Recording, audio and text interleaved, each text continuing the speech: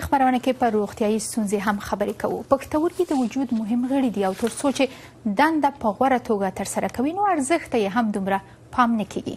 ښایي تاسو او یا هم ستاسو دوستان او خپلوان د پښتورګي په ناروغۍ اخته شوي اوسئ او دا پوښتنه در سره پیدا شوې چې د پښتورګي ناروغي څومره خطرناکه ګڼل کیږي. موږ هم د وجود د دې غړي د ارزښت په نظر کې نیولو سره دا غوره وګڼله چې د خپرونې د محترم میلمه د فلوریدا په فورټ مارس نومي سیمه کې د داخله ناروغۍ متخصص ډاکټر صاحب میر علي سادات سره د پښتورګیو ناروغۍ وڅېړو. ډاکټر صاحب سادات ستړي مشئ، ډیره زیاته مننه، مهرباني مو وکړه. لومړی پوښتنې ته به راشو. په افغانستان کې د پښتورګي هغه خورا معموله ناروغي د پښتورګي د تیږې درلودل دي. د دې تیږې د تولید دلیل او علتونه تاسو څه بولئ مهرباني صاحب؟ مننه ښایسته خورې، د ټول نه وړاندې تاسو ته د اشنا تلویزیون محترم لیدونکو ته سلامونه وړاندې کوم. پښتورګي د بدن د حیاتي اعضاو څخه د ډېرې مهمې وظیفې اجرا کوي چې یوه د دې وظیفو څخه د وینې فلټر کول دي.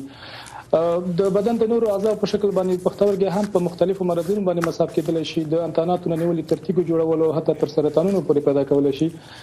لکه تاسو چې ویلي یو د دې معمول مرض چې د هغه د تیږو جوړول دي. کله چې پښتورګي وینه فلټر کړي او هغه اضافي مواد د بدن څخه وباسي، که چیرته په دغه په ادرار کې دغه اضافي موادو اندازه زیاته په دوامدار شکل پاتې شي، هغې ترسب کوي او د هغې څخه د وخت په تېرېدو باندې تیږې جوړېږي. نو کله چې د وجود یو غړی زیان ویني ډاکټر صاحب او یا په کومې ناروغۍ اخته کیږي نو د رغېدو دپاره د زیات فعالیت نه ډډه کوي.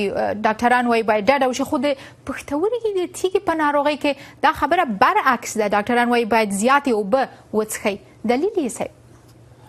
دا ډېره ښه خبره ده چې خلک د اول نه د اوبو په څښلو باندې عادت یا زیاتې اوبه وڅښي، ځکه چې کله څومره چې د ادرار د غلظت کم وي په هماغه اندازه باندې دغه مواد نه منسجم کیږي یا دغه مواد تراکم نه کوي، دغه مواد ترسب نه کوي او د تیږو د جوړېدو مخنیوی کیږي.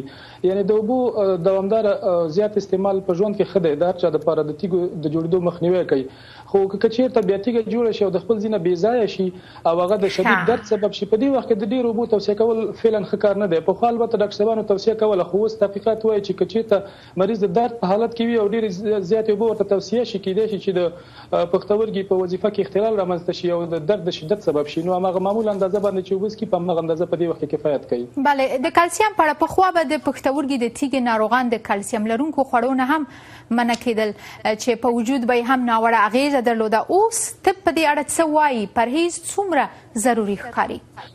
د پښتورګو تیږې د مختلفو موادو څخه جوړې شوي دي، او البته په زیاته فیصدۍ کې دا د کلسیمي موادو څخه جوړ شوي دي، دې کې شک نشته. خو د پخوا پر خلاف اوس د کلسیمي موادو څخه منع کول ښه کار نه دی. حتی ویل کېږي چې که چیرته مریضانو ته په غذا کې کلسیم کم شي، هغې خراب انځار لري او حتی کېدای شي د مریضانو د پښتورګو د تیږو په زیاتېدو کې رول ولوبوي. نو په دې خاطر باندې کلسیمي موادو توصیه باید کمه نه شي. خو معمولا مریضانو ته ویل کېږي چې تاسو حیواني پروتینونه کم استفاده وکړئ او مالګې کم استفاده وکړئ، نور فزیکي فعالیت زیات کړئ او د صحي غذا نه استفاده وکړئ. ډېر ښه. ډاکټر صاحب، اکثر کسان کله چې څنګ په درد شي نو اندېښنه ورته پیدا شي چې ښایي د پښتورګي ناروغي ولري. د دې اندېښنې د لرې کولو دپاره تاسو څه وایاست دې ته؟ چون د پښتورګي د ګیډې په شاتنۍ برخه کې او د ملا د تیر سره متصل دی، زیاتره وخت کې چې کله د ملا دردونه پیدا کېږي خلک داسې فکر کوي چې دا د پښتورګي درد دی یا د پښتورګي دردونه د ملا د درد سره مغالطه کوي. د پښتورګي د درد وصف چې دی ډېر وصفي دی او هغه ناڅاپه پیدا کېږي. کله چې تیږه د خپل ځای نه بې ځایه شي هغه ډېر شدید درد وي، ناڅاپه پیدا کېږي. معمولا مریضان په ادرار کې وینه لري یا د ادرار رنګ ورسره تغییر کوي او دغه درد لاندې انتشار کوي. معمولا یوه بله لنډه پوښتنه او لنډ ځواب. د ځینو لاعلاجو مرضونو دپاره د پښتورګي پیوند یوه پیژندل شوې پدیده ده، خو نتیجه یې څومره د ډاډ وړ ده؟